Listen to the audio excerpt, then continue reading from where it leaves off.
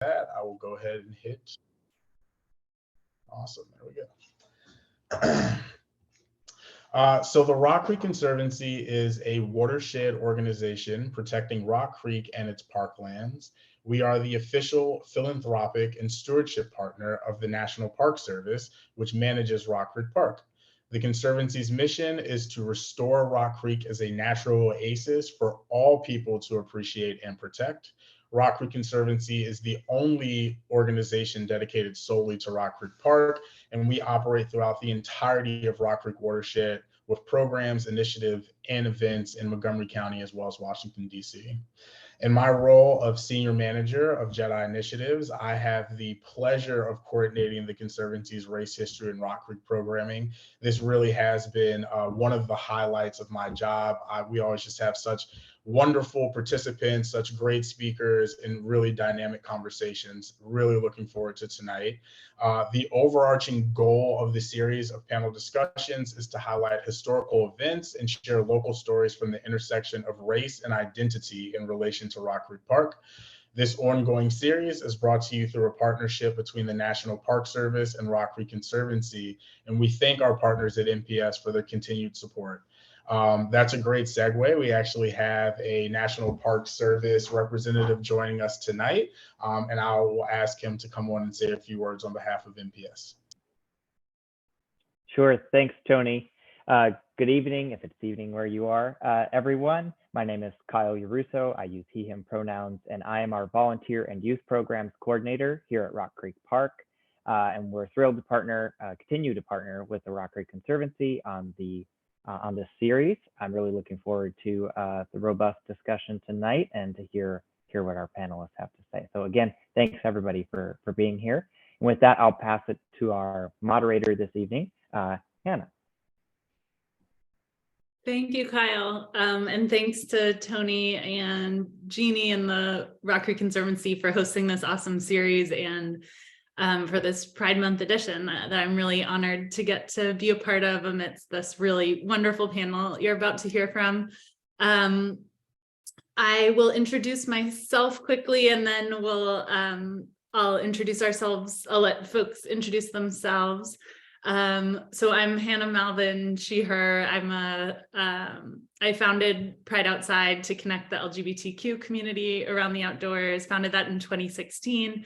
And we host hikes, LGBTQ history walking tours and outdoor skills classes in the DC area. We also co-founded the LGBTQ Outdoor Summit, which is most years, and we'll be back next year, bringing together LGBTQ outdoor professionals to boost representation and inclusion in the sector. And we work with federal land management agencies, conservation nonprofits, and the outdoor industry on LGBTQ inclusion initiatives. And I'm gonna ask folks to introduce themselves and share a moment of queer joy in Rock Creek Park. So, because oftentimes with Pride Month panels, or it can end up focusing on sort of barriers or struggles, and it's very important to acknowledge those, but also don't want it to be overpowered. Want to also take a moment to center some queer joy. So we're gonna kick off that way, and I can share that we did some events in partnership with the National Park Foundation last year that were focused on well-being. So it was hikes and well-being workshops.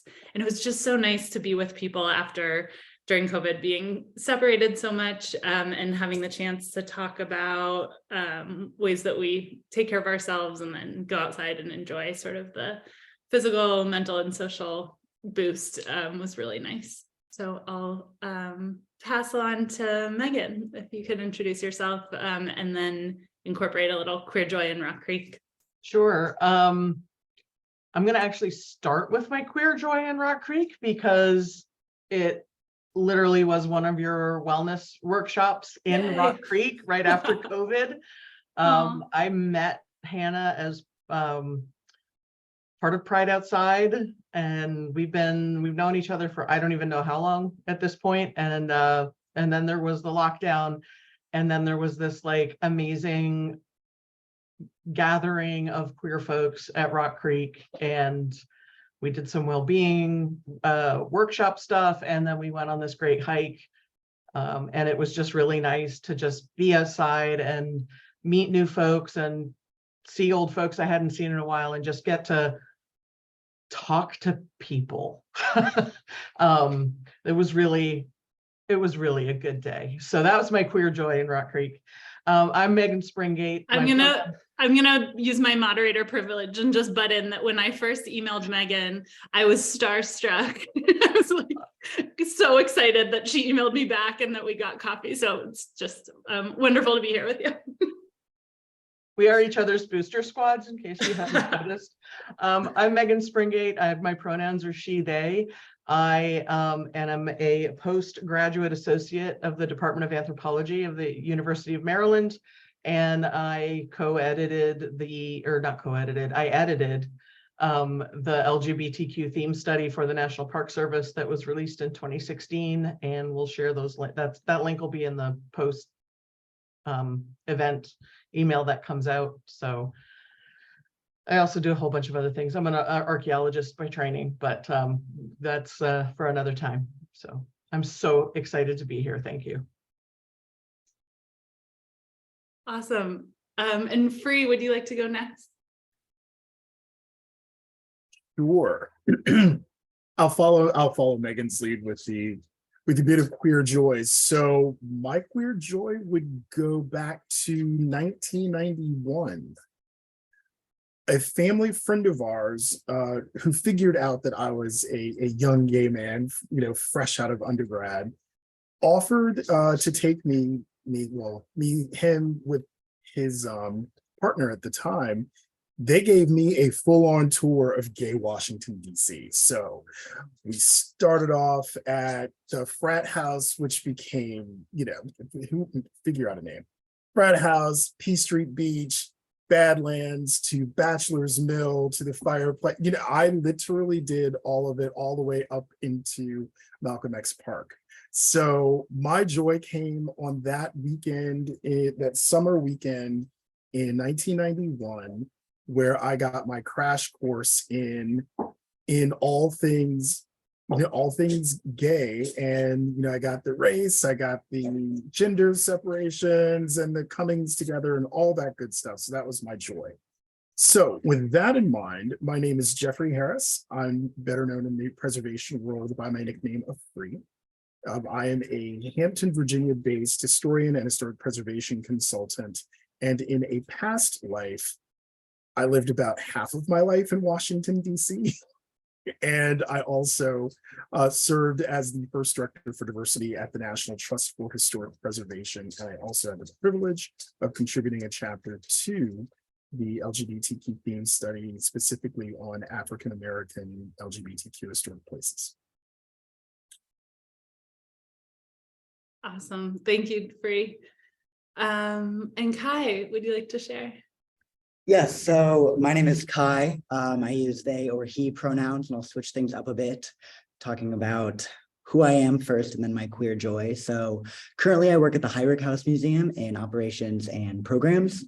But outside of that role, I do research broadly DC LGBTQ history, specifically exploring community and identity building of various groups under that umbrella. For this project, this program, obviously talking about cruising, but also have looked into drag kings and early gay life. So 1880s to vaguely the 1910s. Lots of very little small projects here and there I'm working on. But my queer joy moment is during the pandemic lockdown. My now partner and I were living together with two other people. And after living in DuPont for a number of months, we finally stumbled across P Street Beach, which became a refuge for us to get fresh air, express ourselves, be together outside of the confines of our very, very small apartment. So that P Street Beach got me through lockdown. Awesome. So keep in mind all these wonderful things folks are sharing. You're going to be welcome to ask questions throughout. And we have lots of great resources on the panel. And then also I saw we have the royalty of Sue Ferentinos has joined us, a queer historian who wrote the book on this stuff. So we have lots of great folks in the room to have a conversation together tonight. So Megan, before we just dive into Rock Creek Park specifically, could you help set the scene with a wider context of DC LGBTQ history, like what places were queer community spaces and how places were segregated by gender and by race? Yeah, I was doing some research and that is it sounds like a really easy question, but it is an enormously tall order. So I'm just going to sort of touch on some of the themes of queer history in DC. And I think the thing to keep in mind, which of course anybody who lives in DC sort of understands, I think, just intuitively, right, is that DC is a city where people live and work and play and go to Rock Creek Park and buy groceries, right, and all those like things that people do in their lives. But it is also the nation's capital, and so there's these local histories of the District of Columbia that intersect and sometimes drive these broader nationwide histories. So, I mean, a lot of the sort of, any Supreme Court decision that has to do with LGBTQ life and law is DC history, but so are the histories of discriminatory bar practices where if you were white, you could come in, and if you were Black, you were asked for like 3 or 4 or however many types of ID that you didn't have as a reason to exclude you. So there's that sort of large piece that's going on. And I'm gonna, Kai, I'll let you speak to the like early history, which is like really cool. But DC's LGBTQ history is largely segregated, right? Historically, and unfortunately, we still see some of that kind of segregation in bars. It was not that long. Time has no meaning after COVID, but I think it was before COVID where, bars were still excluding African Americans from the bars using, dress codes and other sort of enforcing things for people of color that they were not enforcing for white people, right? So like white people with sneakers were allowed to come in, and Black people wearing sneakers were like told they couldn't come in because it violated the dress code. So the LGBTQ history of DC is predominantly segregated, and there are some times and places where that is not true, but for the most part, it has been segregated. We're going to talk a little bit about cruising as part of our conversation, and that is where men who want to find community and intimate relationships with other men find each other in what people consider to be public places, right? So restrooms, shrubberies, in forests, and off of P Street Beach, in Rock Creek Park, and that history goes back. So Lafayette Park has a long history of cruising. Malcolm X Park has a long history of cruising. Rock Creek Park has a long history of cruising, and running sort of alongside that history is also a history of entrapment, right? Of harassment, legal harassment of folks, Black and white. Some of the cruising areas were mixed race, and then whether people found themselves in interracial encounters depended on the people, but very often that was like really frowned upon. But the cops would harass folks. They would entrap folks. They would, show up and pretend to be there looking for a partner and then arrest people. And not necessarily hold them, right? Just sort of arrest them and hold them long enough so that their name and address and job were published in the newspaper, in the police blotters. So it was about ruining people's lives, really. It was illegal to be gay for a really long time. And so even just being in those cruising areas and perceived to be looking for somebody else was enough to get you arrested. And it was also enough if they picked you up long enough. So the Miller Act was passed in 1948, and it allowed, it punished sodomy with up to 20 years in jail. But if you got picked up repeatedly in these public places, and honestly, when being queer is illegal, right? You find community where you can. And it doesn't matter, right? If they think that you're there to find your community, they could arrest you. And so even if you weren't charged, if you were picked up several times, you could be admitted to St. Elizabeth Hospital. You could be committed essentially to the psych ward, where you could be held indefinitely until the warden thought that you were cured. So even without being charged criminally, right, through the legal system with anything, through the medical system, you could be held indefinitely at St. Elizabeth. So there was a lot of mistrust, right? Like, you want to find your people, but it's dangerous because you could be arrested, you could be committed, you could be fired from your job in DC, you could be publicly, shamed in the newspaper. And so, again, these sort of cruising areas and these anonymous meetup places were really important because you risked so much to be public, but everybody wants to find community. So you find an anonymous community. And it's a really important thing. We see a lot of African-American gay folks going to other cities to find folks to have relationships with, because of this idea of respectability politics that was particularly prevalent sort of earlier. I mean, it hasn't gone away, but this idea that you have to be respectable, you can't bring shame on your family or your community, because it's really important for African-American rights and civil rights and belonging,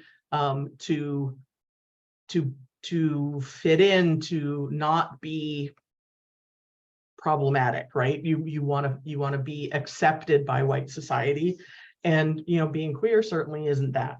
And so people would go to other cities. These are folks who are you're not gonna walk into a bar.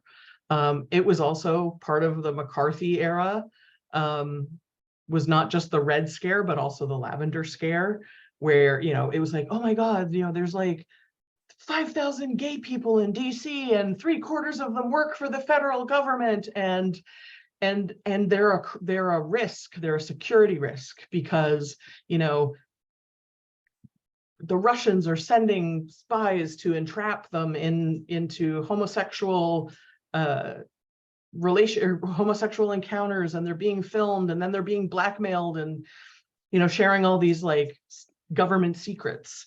And so the reaction was not, well, let's just make it not blackmailable and not care. The response was, well, let's just fire everybody. And so one of the folks that got fired was Frank Kameny, who was an astronomer for the US Map Service. And he was asked, we see in your record that you were arrested in San Francisco several years ago, are you gay? And he wouldn't answer the question, and he got fired. And he didn't work again. He spent the rest of his life fighting for LGBTQ folks to be able to serve in the federal government, which was not legal until 1975, right? So we've got this whole long history where it's dangerous to be out. The communities that did form, as I said, were segregated. And with the DC riots after Martin Luther King was shot in 1968, a lot of the Black LGBTQ clubs and meeting spaces burnt. It was part of DC that burnt down. So we've got the first women's only space was 1971. There were several men's only spaces. One of the longest running gay bars in the country was Nob Hill. It was started in 57, if I remember. It's an African-American club and not too far from Rock Creek, I don't think. And it was started as a supper club. It was a private dining club because it was illegal to be gay. It was illegal to congregate as a gay person. It was absolutely illegal to like dance with a gay person, but if it's a private club, you can sort of keep the laws. It's different, right? It's a different law. It's a private dinner club and not a meetup club. So yeah, that's one of the longest running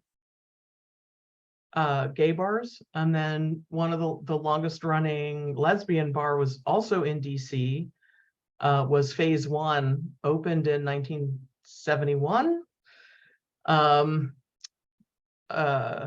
in Barracks Row along 8th Street Southeast, which is or Northeast, Southeast, South.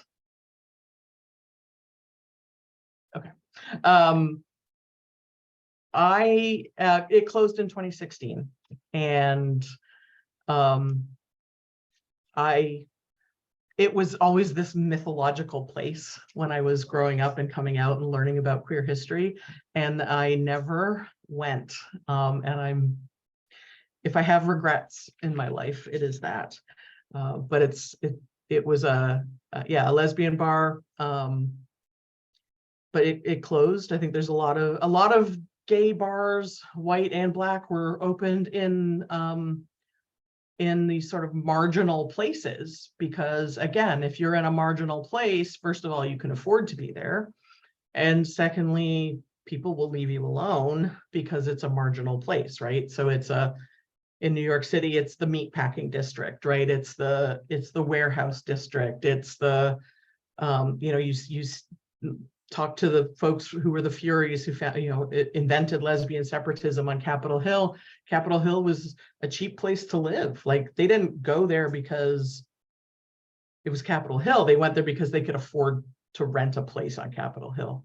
And a huge entertainment district for LGBTQ history and folks in DC was in a marginal place. And it got knocked down for the Nat Stadium. The Half Street Entertainment District is now underneath the Nat Stadium. So, yeah. So there's these recreational things. There's also these sort of political movements. The DC Gay and Lesbian or Gay Liberation Front, excuse me, did a lot of work here in the early 70s. Stonewall was 69. Gay Liberation pops up in New York City, also pops up in DC. They worked with the Black Panthers. They worked closely in DC, providing transportation and food and places to crash when the Black Panthers were here at a conference. The Furies were here in DC. They, as I said, invented lesbian separatism. Lots of fights about this sort of separatism in bars not being allowed, and some of those went to court, and some of those were settled after months of picketing out front. Lost and Found was picketed for not letting African Americans in, and it was picketed for months, and they sort of came to an agreement finally, so that African Americans were also were able to be let in, but they still kept out drag queens. So, Anyway, I am gonna stop talking. I will probably chime in with other things as we go. Oh, let me just say also, like, all of the marches on Washington, 1979. Hang on, I've got the list here. 1979, 1987, 1993, 2000, and 2009 were all LGBTQ marches on Washington. And then the so 94, 93, 94 exhibit of the AIDS quilt that filled the National Mall, which, like, the National Mall is 2 miles, right? Like, it just blows my mind. It was I think the last time it was ever displayed in full, is because it's too big. But anyway, I will stop and let other people. It's a really rich history, is the message. Yeah, it's an enormous question, and I never want you to stop talking. Every time I talk to Megan, I learn at least 10 new things. And I think an interesting theme that comes up when we talk about LGBTQ history is there's the broad themes that, you know, that are important to understand, and then there's all these these individual stories that are so important too. And when we did the PrideOutside did a partnership with the Park Service LGBTQ employee resource group throughout COVID. We had LGBTQ history nights every week for the first 30 weeks of the pandemic. And one of the big themes that kept coming up was that everyone's stories are a part, every LGBTQ individual's stories are a part of LGBTQ history, and LGBTQ history is a part of American history. And it's not just the famous people or the politicians or the celebrities, but so, like, people tossing in the chat, or like, I was thinking when you were talking about phase, I was seeing someone at one point and they asked me if I knew if I went to phase, and I was sort of like new and didn't really know much. And I said, what's that? I don't know. And we got dumped soon after. So that's a little tidbit. But I wanted to toss it to Free and ask about what drove the community to seek out parks as places of refuge. And could you share, you know, as a former DC resident, about the difference between park spaces in DC, like P Street and Malcolm X Park? Sure. So I will jump immediately and say that I'm coming at this from not a classically academic aspect with regard to Washington, DC specifically, but as one who was a resident, you know, of the city, again, like I said, for roughly half of my life, and just, you know, being a good observer of things, you know, with history training and becoming a preservation professional. So with that in mind, I would argue that the drivers toward people gathering in the park, whether it was for, you know, just sort of solace and happiness, as Kai suggested, you know, getting some fresh air, you know, some people getting some sun, being able to, if you're like me and you're autumnal, love the leaves, you know, just really sort of engage the outdoors. You know, you have that side. But then you also have the side where you did have your opportunities for, you know, intimacy. And, you know, that because, as Megan certainly brought up, you had people who in their regular lives understood that they were limited with regard to what they could do, particularly in the past. And but in some instances still today, folks, you know, saw the parks, you know, word of mouth would get through, you know, saw the parks as places where they could engage in that intimacy, could enjoy the anonymity, mostly their stories of people who've run into people that they knew in some, you know, instances, but where they could enjoy that anonymity in the midst of community for greater intimacy. And that's what would be the driver. And, you know, for those who would indulge,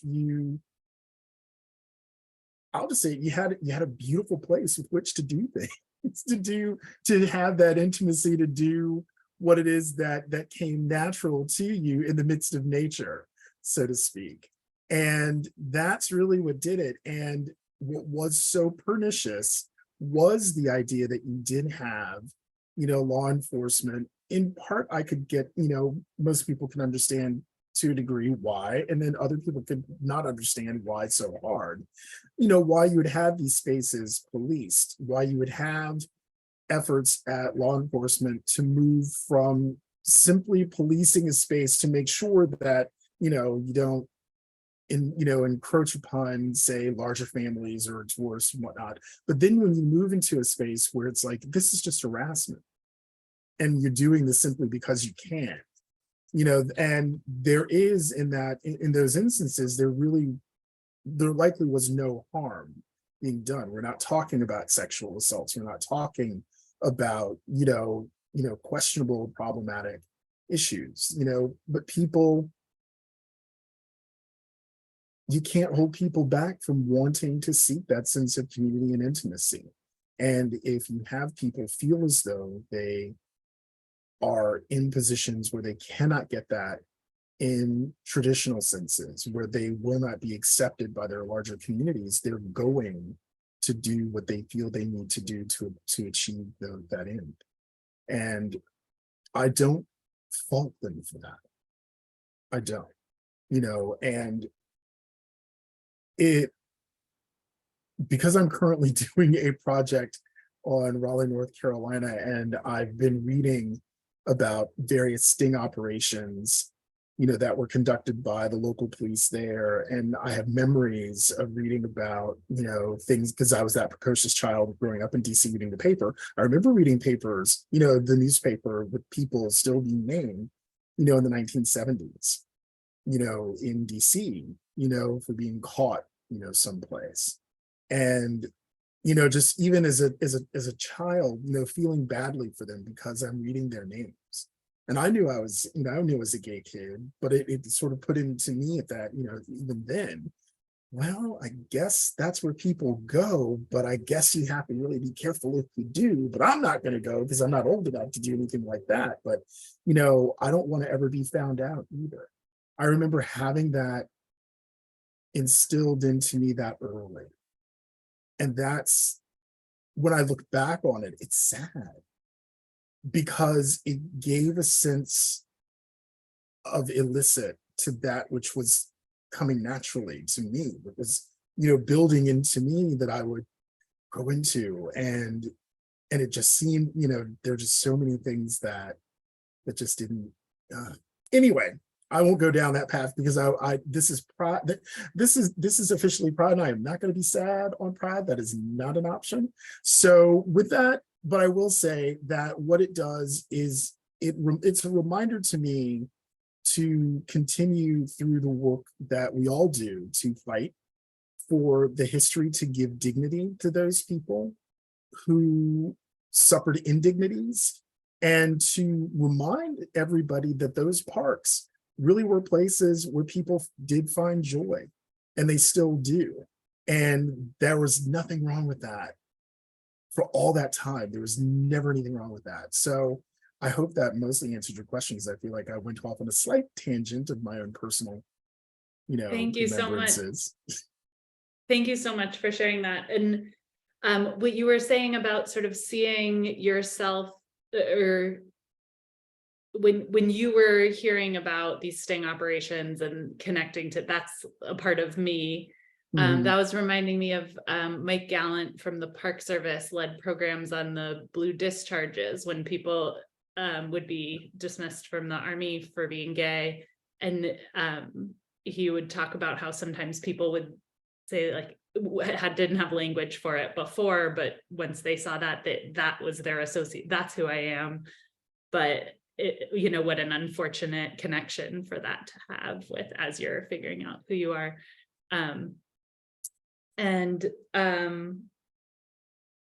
So thanks so much for setting the scene. I know we wanted to get into cruising, and we were talking as a group beforehand about how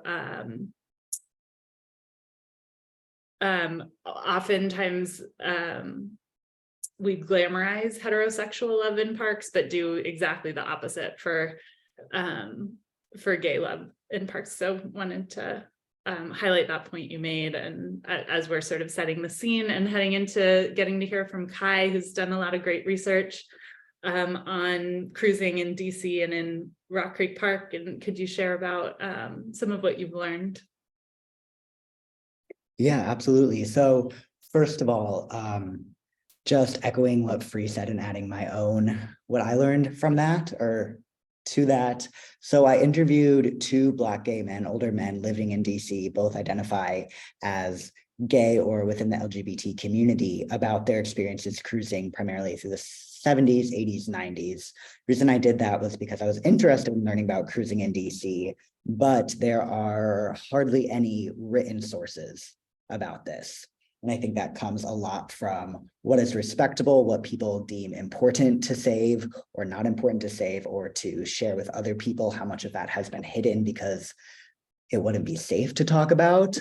So those were all things I had in mind, but luckily these 2 men I interviewed, Donald Birch and Cedric Burgess, were very, very excited to talk to me. And so I think that also goes to just finding joy in cruising and sharing and building community, intergenerational, or what, like them talking with me talking with them, or with people the same age or different, all coming together in the parks or in various spaces. So one of the things that both narrators brought up in their interviews was the convenience of cruising. So whether you didn't like drinking or didn't want to drink, or you also didn't have to pay to go to a park like you did to have to go to a bar, or if you didn't like the popular music that was at the bars, you could just go to a park. And so they both talked about that being one of the big reasons for trying to meet people in the parks, and meeting people in the parks, both for sex or intimacy, but also for companionship. Cedric mentioned that once he was diagnosed with HIV and slowed down his cruising a bit, he would still go into the parks with friends just to either spend time with his friends or to meet other people for non-sexual companionship. Donald also talked about how he went cruising, but always with the idea in the back of his mind that one day he would find like true love there. And so there is this idea of cruising as like, you're just going in, taking care of business and then coming out, but really there is so much more to it, so many more layers and nuances, and each person going in, of course, having their own ideas of what they want to get out of it. Also, both talking about safety. So one thing that surprised me, I believe it was Cedric talking about how the importance of street smarts. Not everyone who was in the park was doing so with good intentions, but also specifically with married men. On one hand, it was safer to get with married men because they wanted to be discreet. They wouldn't follow you home. But on the other side, with married men, or sometimes men who were figuring themselves out, quote unquote, there'd be an element of them having a certain expectation for what you should be, or what the relationship should look like based on different ideas of gender and masculinity. And so having to navigate that in the parks as well, when you're just meeting people face to face for the first time and quickly making a decision, or not so quickly, on what you want to do or to not do with them. So they talked about a lot. The conversations were really excellent. I'm still in touch with them. And that was just a few things that came up, and they really did. They talked about a few places beyond the parks, but primarily in the parks. Malcolm X, Franklin Park, and P Street Beach were among the few that were brought up the most. Thanks so much, Kai. That's so great that you've worked to preserve that. And I'd love to hear if this is to anyone. If you could describe a little bit about your process of uncovering and documenting lesser known facets of DC history, and if you have thoughts on why it's not more widely shared.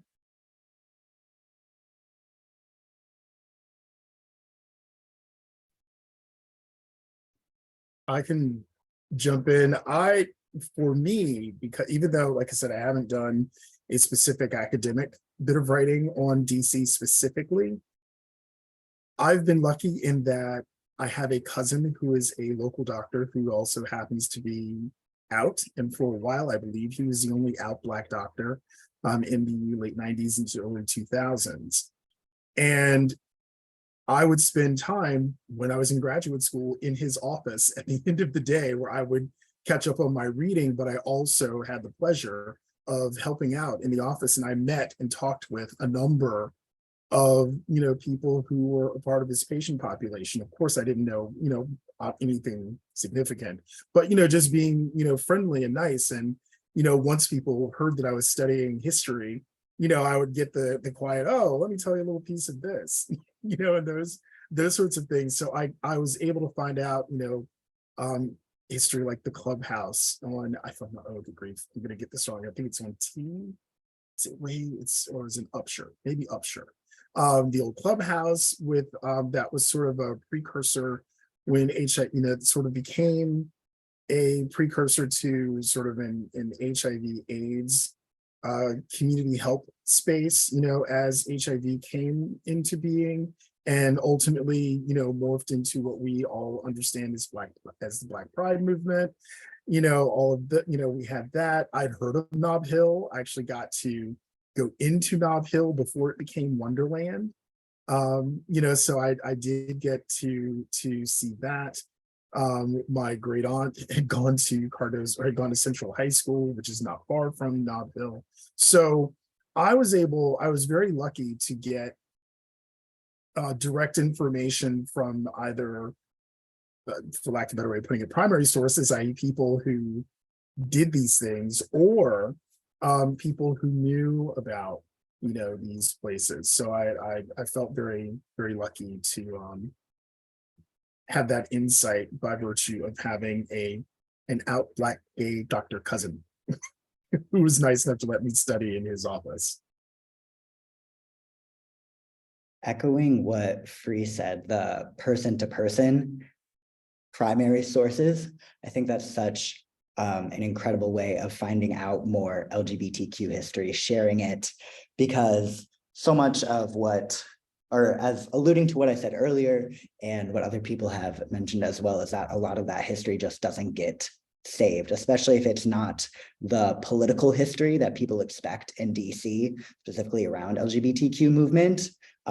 Looking into LGBTQ DC, the first thing that comes up is all the marches on Washington and Frank Kameny, which are of course important, but they're not the whole story.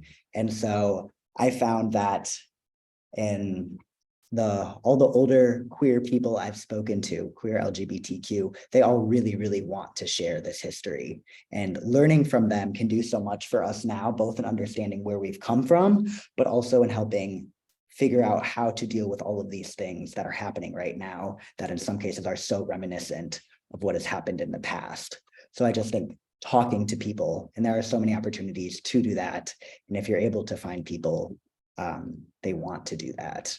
And Rainbow History Project, I just saw Megan share that. That is a really great, completely free volunteer run archive of rainbow history in DC. And they've been around for decades, right? Yes, decades. Decades, yeah. And I posted some links to some of the places we talked about. The Historic American Buildings Survey a few years ago, part of the theme study process, actually documented African American queer nightlife in DC with a focus on African American experiences. So I threw some links in there on the Clubhouse Bar, the Nob Hill, and also Phase 1 are in there, and you can chase down those rabbit holes to find other NPS resources on LGBTQ history. I came out in 1987, and there were no positive role models at that point. I grew up in Canada, but close enough to the border to get all the US TV also.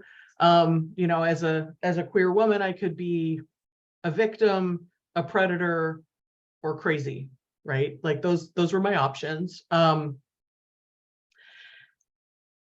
that's really hard to come out.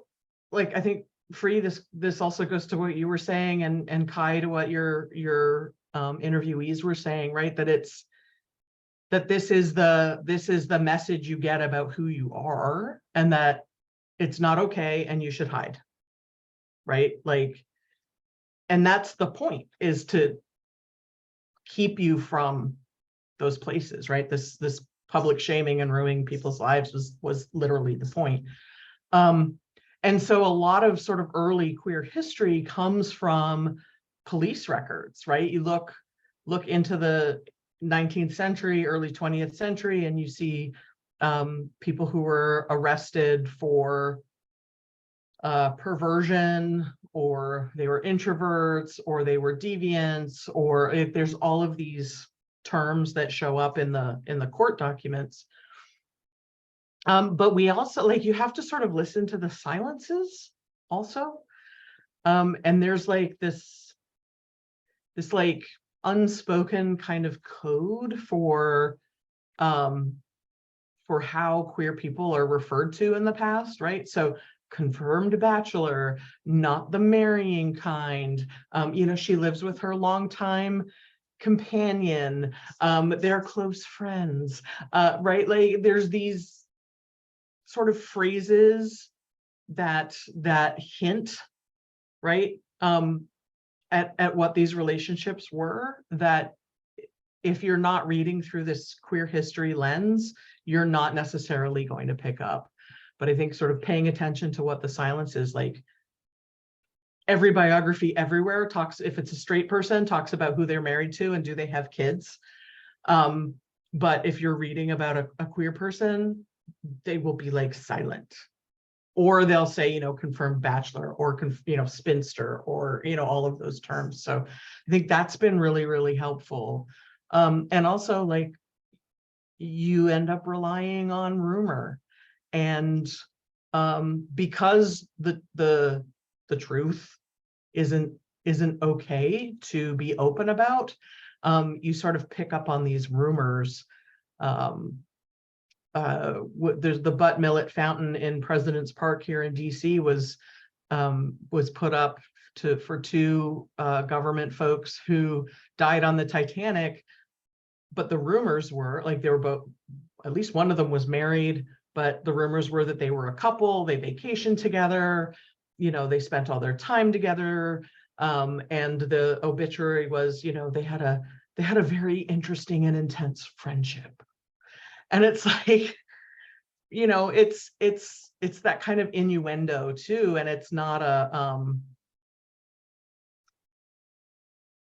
historians who don't do queer history or don't do marginal history are going to tell you that that is not okay to use as proof for something, but it's like, this is what we have to work with, and so this is what we're going to work with. So yeah, that's been some of the work that I've done, has had to look at those. And that reminds me of Sue Ferentinos, who's been in the room a bit, talking about the letters being burned sometimes. So when someone dies, like, does their family burn the letters, and do you have to look for what might have been there but is gone now? And another one, in some coverage with the World Cup coming up, of some players on the soccer team, there's Christy Mewis and Sam Kerr, that they saw they're a couple, a known out couple together, and they were sort of like cuddling after the game, and there was an article about the good sportsmanship, so that's another code word lately. And I wanted to ask about you've all shared a bit about sort of your processes of uncovering some of this history, and I wonder, you know, as a preservationist, as a historian, as a you know, the editor of this extraordinary theme study, what's it like to hold those stories and to sort of care for that history and help pass it on for folks who may not have had that experience before? If you'd want to share at all about sort of what it's like to help preserve and share this history. Well, I can start. I think that there's no doubt in my mind, when you look at something like the pandemic we've just experienced, the HIV and AIDS epidemic that, you know, we experienced in our past, you look at whom we've lost and that history has gone with them. And then you think about, as Megan brought up, the marginalized communities that in so many instances, LGBTQ historic places rest or used to rest. and how those same communities are often the communities that are most likely to experience change, or gentrification, however you want to phrase it. And then those places are lost. Those memories are gone. So if you look at it from that perspective, where you have the real prospect of double hits in terms of maintaining your historical past, then you become, I think, as stewards of historic places, as stewards of written, oral, and any form of history, you become a bit selfish with regard to making sure, selfish and guarded, to make sure that you have a hand while you can to make sure that this history gets out, is preserved in some way, is acknowledged, is recognized. There, and in light of what is happening currently,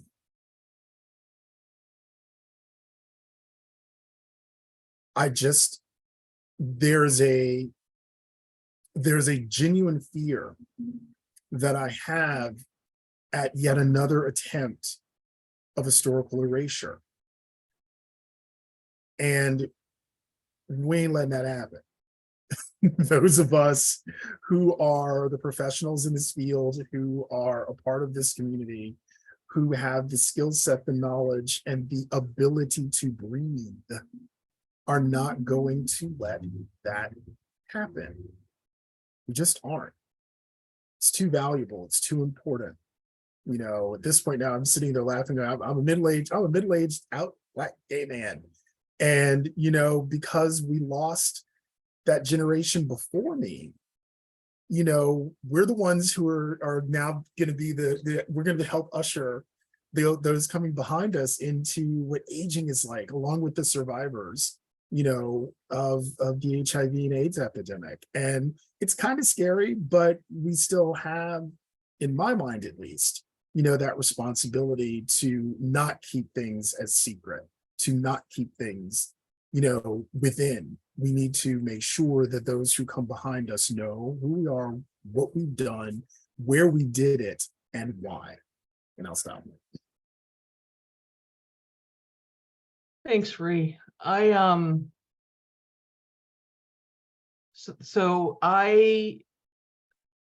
the theme study, so I came out in 1987, and today feels, what's going on today feels a lot like the late 80s, early 90s, when, folks in Congress were saying the most hateful things on the public record, right? Like it was okay to say the most hateful things on the public record.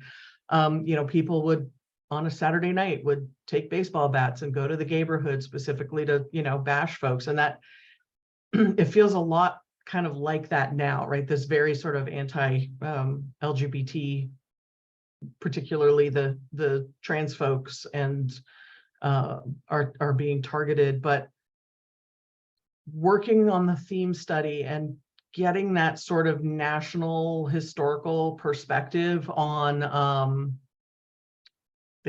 history, right, really healed something, I think, in me, that we've been here, like we've done this, we know how to do this, right? And not everybody's going to make it through. So like as an individual, we're like, I may not make it through, individuals are not going to make it through, right? Like it's like the HIV crisis, right? There are so many people died because the government didn't care if queer people died. So not every individual is going to make it through, but as a community, as people who share an identity, as people who fall under the LGBTQ umbrella, sort of whatever that means to you, we're going to make it through, right? Like we aren't going to be erased. We aren't going to disappear. Like it doesn't work that way. And that really sort of helped me feel better. And I want to echo something that I said earlier in the chat, and that is to urge folks, come a long way since I was a teenager when like local history just like made me crazy. And now I'm like, oh no, all history is local history. And that's how it works, is please preserve your stuff. Save your stuff, donate it to Rainbow History, donate it to Smithsonian, donate it to the collection at the DC Library. Like, you might not think that your name tag from a conference or your buttons from a whatever, or like the thing you wrote or the flyers you handed out are matter, but they do. And part of it is because people don't think they matter. And so they get thrown out, they get tossed out. And so you may have the only copy of something that survives, right? Like, people hand me flyers on the corner in DC all the time. I don't hang on to them. So please, like, your history is important, and the mementos of that history are also important to preserve. And I hear these stories. I had the incredible good fortune to meet Gail Rubin a couple of years ago in San Francisco, and she is a pioneer in the anthropology of gender and sexuality, and she has this amazing collection of San Francisco LGBTQ, specifically around sort of the leather community, collection of like all the things.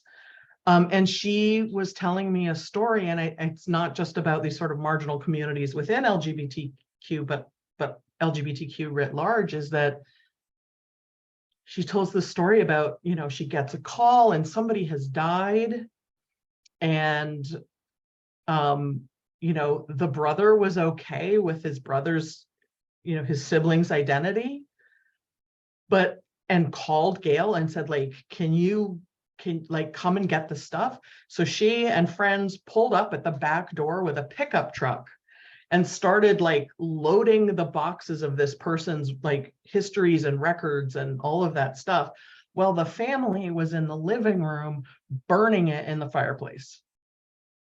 Like, they had literally like started the fire in the fireplace and were like burning the papers. And so there's these like rescue missions to preserve these histories, and it's right, it's like these marginal spaces, like who ends up under the stadium, what communities end up under the freeways, right?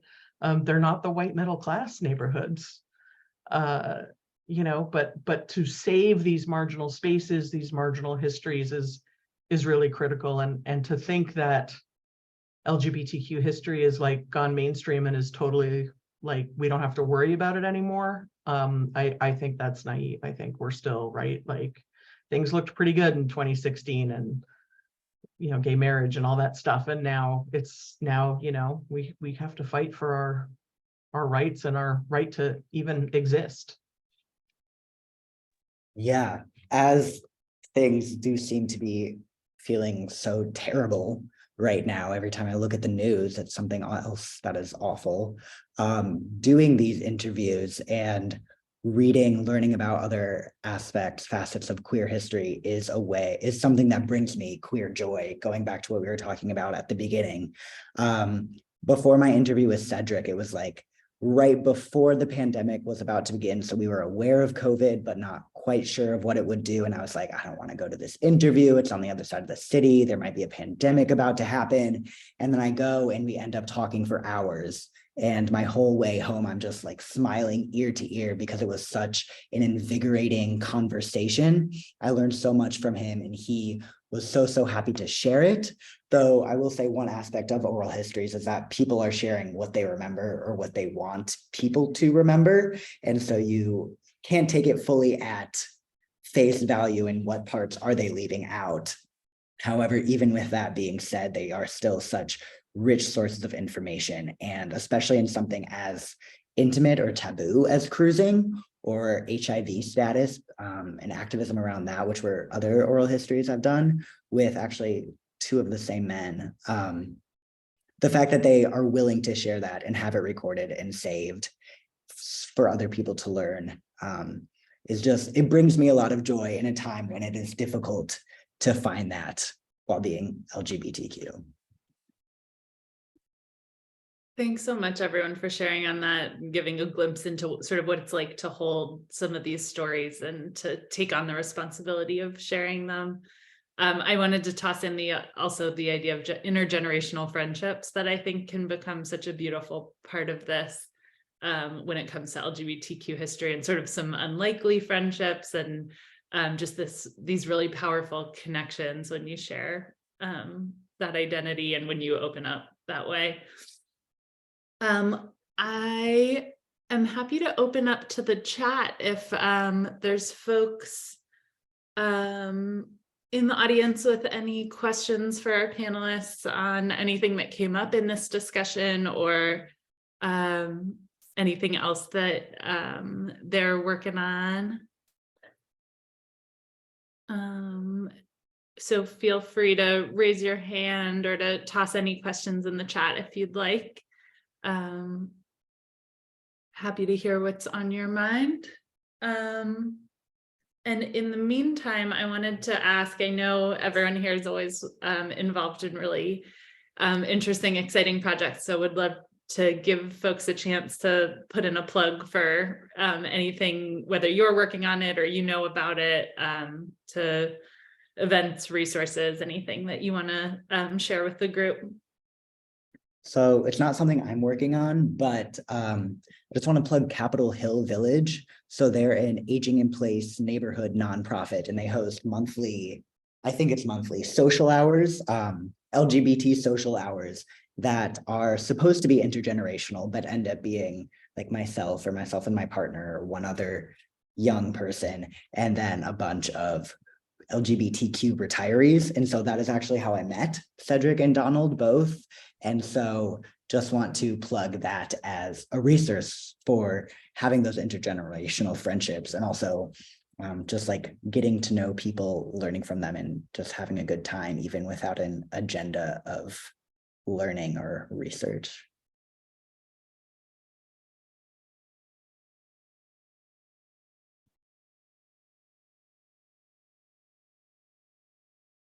Well, as I noted earlier, I'm working on an historic context study of Raleigh, North Carolina's LGBTQIA+ historic places. And I'm in the midst of doing more interviews and doing research and trying to make sure that I find what I can find, ask the questions that I haven't asked, and the usual things that come with the types of historical research that require. If anyone who happens to hear my voice has any ties with Raleigh's African-American LGBTQI+ community, that would be beyond helpful.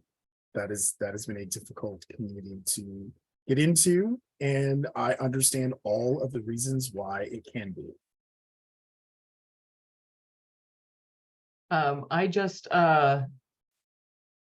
So the Park Stewardship Forum, which is published by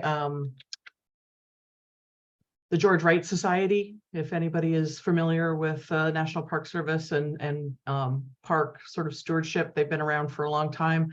They just published a volume on LGBTQ experiences and expertise in the outdoors and in conservation, which is,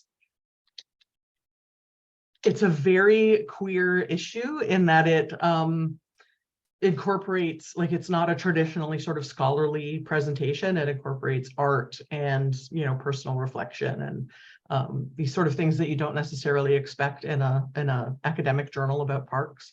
I had the privilege of co-authoring a piece in there with the former director of the Park Service, John Jarvis.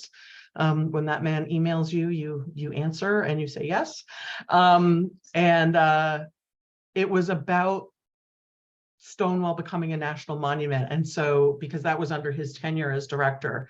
So he talked about his role, like what that was like from his position as the director of the Park Service. And I was working on the theme study at the same time. I had nothing to do with Stonewall becoming a national monument. I found out about it just a little bit before everybody else did. but my contribution was more about the impact of the theme study, and I'm so proud that that thing still has legs and is still being used and used and used and used and referenced and discovered and all of those things. So that's what I have. And I can also add, I've been doing some work with LGBTQ employee resource group. So if anyone wants to connect on that, it's a wonderful space for supporting queer folks at work. And Megan, could you share a little on the theme study in case folks haven't had a chance to learn about it yet? Sure. It's theme studies are designed to identify themes and places important to our national history, and the theme study was done with the Park Service was the first time in the history of the world that a national government has looked at the history of queer people of that nation. And so it doesn't really identify places that will be eligible for the National Register, National Historic Landmarks, which is sort of inside Park Service baseball, but like to be recognized as these important places. What it does do is give a very broad kind of contextual history that people looking to nominate places to those registers can hook those places into these broader themes. There were a lot of tears, happy tears, grateful tears, including mine, to see this work being done. It is so moving to have a government who at the time was only, had only recently been sort of literally out to strip me of rights. And of course, we're back there now. To say, no, we want to this history is important and we want to document it. So it was quite a thing to wrangle, and it's designed to be accessible to everyone. Please, dig in. And Stephanie, thank you. You were there. And yeah, please jump in and read it. It's not a done document at all, but it does sort of provide some case studies of how to think about queer history in the United States. But it's definitely not the be all and end all. It's just the beginning. Just the beginning of it's 1,000 pages, and Megan wrangled 30 LGBTQ history experts, including free. It's an extraordinary resource. It's free, online, available online. So encourage folks, if you haven't yet, to check it out. It's really, really rich. And we've got a question from Joe. Would love to hear from you. Hey everyone, let me lower my hand here. Hi, I'm Kai, Walter's partner. Thank you so much for putting this all together. This has been such a lovely panel. And to the previous point, I have a couple questions that I'd love to ask. So one, to flip the conversation, how are you recording or archiving your own histories? Love to gather some knowledge there, and see if you have any suggestions for how to pursue that for the rest of us here on the call. And then on a different note, can any of you speak to local efforts in the DMV or nationally that are happening, that are underway now to memorialize queer spaces and places, like for example in the National Register or any other opportunities, avenues to memorialize those places? Thanks. I'm terrible at my own history. I'm really it is 100% do as I say, not as I do, please. However, I will say that the theme study is really targeted to place. So it's about LGBTQ history tied to place. So I had to explain to a lot of authors that, especially the historians, not the historic preservation folks, not the geographers, not the community activists, but the sort of academic historians, it's like, it has to be tied to place. And they're like, San Francisco. And I'm like, no, I need an address. I need to be able to get in my car, and I need to be able to find it and stand there. And they were like, I don't understand. We got there. One of the things I started doing was collecting small objects that were associated with LGBTQ places. So I lived in an apartment, didn't have a lot of space. I wasn't going to collect t-shirts or bar stools. I had the opportunity to get a bar stool from one of the gay bars in DC. I passed on it. Like I wasn't going to collect big things because I didn't have the space. So it's things like matchbooks, lapel pins, political buttons, ashtrays are the sort of largest thing, or some mugs, right? But ashtrays, swizzle sticks, stickers, business cards. My rule is I have to be able to tie it to a specific place. And it's actually been kind of cool because I've been able to sort of, I think particularly like postcards, right? Like of these places that you wouldn't think of having queer history, but when you dive deep into the history of the place, like you realize like, oh, there's a queer history here, right? Like the YMCA in Rhode Island, where a bunch of Navy sailors got busted in the 40s or 50s. You find that, and then you read a National Register nomination for another YMCA, and I forget where it was, but I can look it up, where the nomination actually talks about how it was designed, the building was designed to keep the youth and the adults separate, except for the swimming pool, right? The swimming pool is shared, but the youth and the adults were kept separate because they knew that men were finding each other at the Y, and they didn't want that to impact the youth in the YMCA. And there's this sort of big, long, page and a half discussion about how the building was designed to keep that separate. So it gets really interesting, and these small town bars that have these long histories, and barns where people had queer dances, and it's just been a lot of fun. So for me, I have been keeping a journal off and on since 1992. So, I did that with an historian's perspective in mind. So I make sure to add addresses as I remember them, to get names. I have almost all of my old addresses, so that, I certainly don't expect to become famous, but if somebody wanted to do a simple history about somebody like me, that they have at least they have places they can go.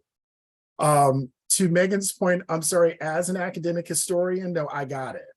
But that was because I crossed over into the preservation world, so I knew.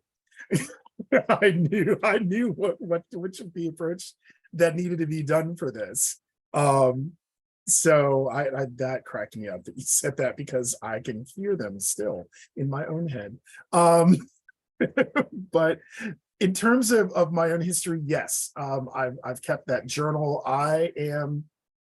Because I'm that academically trained historian, I actually do have magazines and newspapers of significant events that I have in my possession, in my trunks, and that I need to get better at doing things like the actual work that archivists do, to make sure that, when I open them up again, they don't crumble in my hands, so I need to get better at that. But yeah, I certainly have made it up in my mind that you may not get everything about me personally, but you're going to get some of me if somebody has ever the desire to write about me for whatever reason.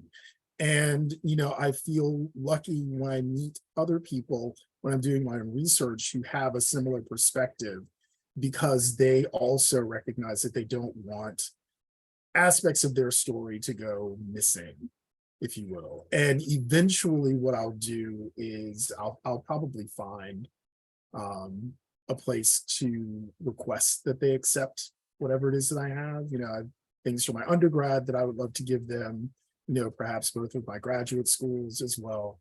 And, I'm honestly thinking about giving some of my LGBTQ books to my public library and daring them to not throw them away just because. So.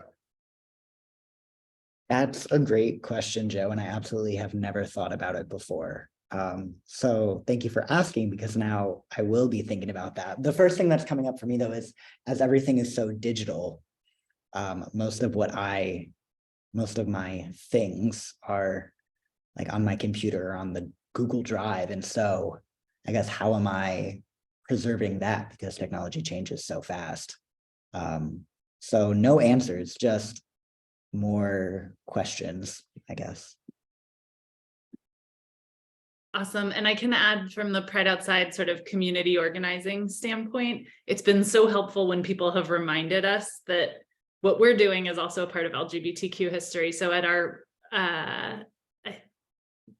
third LGBTQ Outdoor Summit, when we were sort of wrapping up the flip charts and looking for a recycling bin, someone was saying like, wait, don't get rid of that, like, take that to the LGBTQ center, or, like, just make sure to document stuff. And then we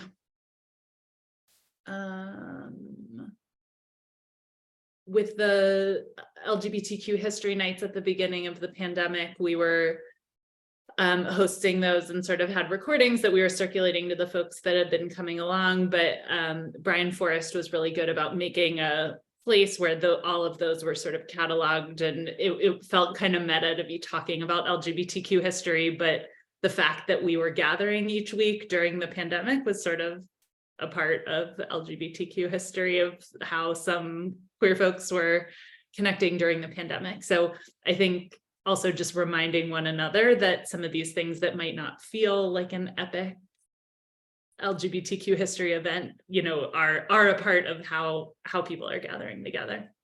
Maybe all the parties we've been having watching the recent Queer Ultimatum season are LGBTQ history. And I know we've got a question in the chat. Where did that go? Okay, from Sue, who was asking about, has there been any documentation about local cruising grounds during the national marches? If anyone knows anything on that. Interesting question.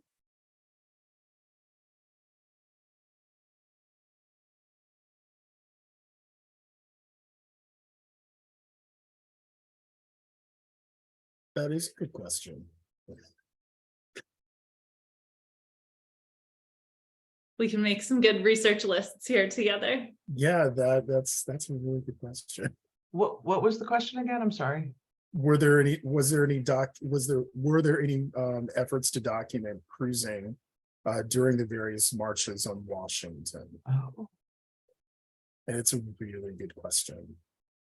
I don't know, but I bet a lot of people got busted, if you want to start there, and also still within living memory, right? Yeah. 79 was not that long ago. My rule is, if I was alive, it wasn't that long ago. That's my rule. Well, look, I was 11 in 79, so and living in DC. I was 8 and living in a small town in Ontario. I was not alive. Well, I want to make space. We're coming up on time. So for any closing thoughts from the panel, as our time together tonight winds to an end, as this year's Pride Month winds to an end, just anything that you want to share with the group.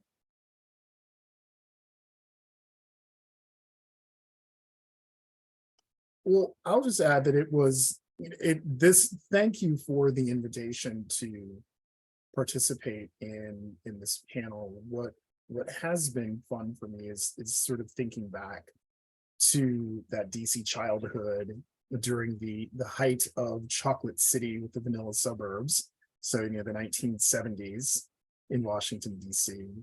And then leaving and returning as an adult I returned in 1996 to go to graduate school, here in the city. And so to wrap up that idea of that which I remember reading about as a child, but then coming back as an adult, I left in 80 and coming back 16 years later, and then kind of hitting some of the places that I probably read about, but didn't quite have the geographical understanding of where it was that I was roaming about or hanging out or, chilling with friends.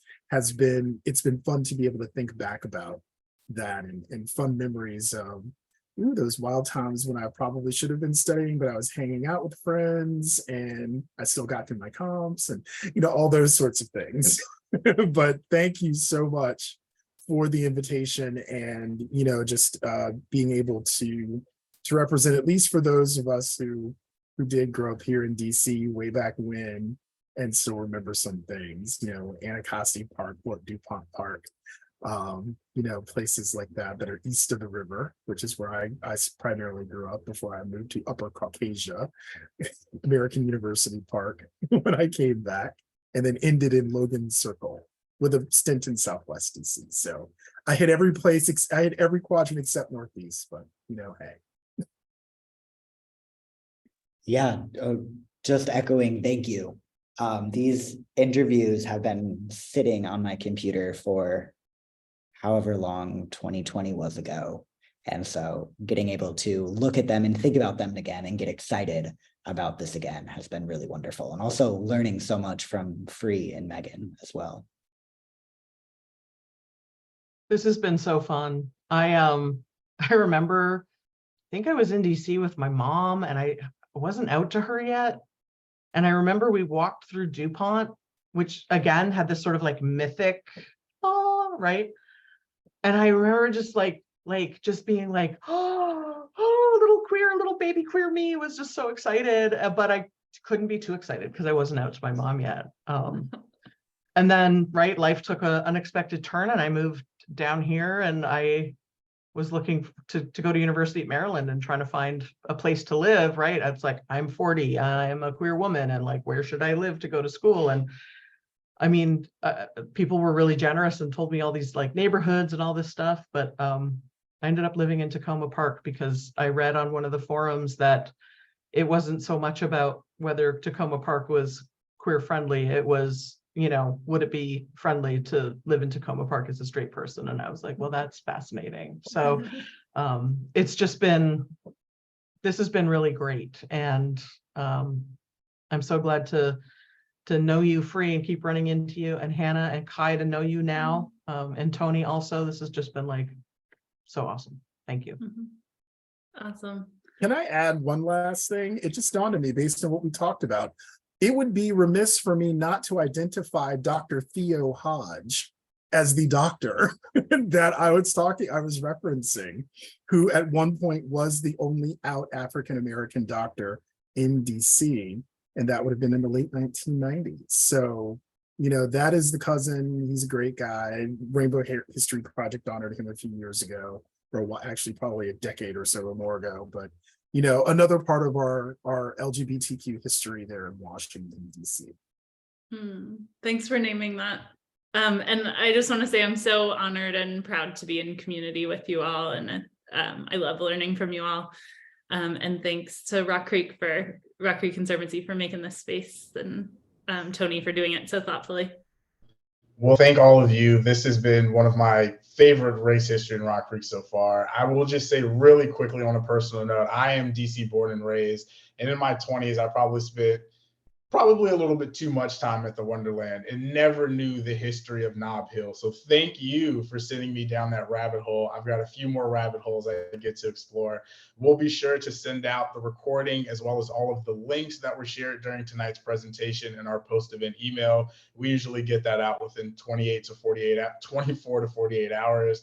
And just thank you all again so much. This was just such a wonderful and dynamic conversation, engaging conversation, really genuine conversation. Really excited that we get to record this and add it to added to the history, and now it will be up on YouTube, and we can spread this far and wide and have more people sort of experience this. So just thank you all so much. Thanks everyone for coming, and happy Pride.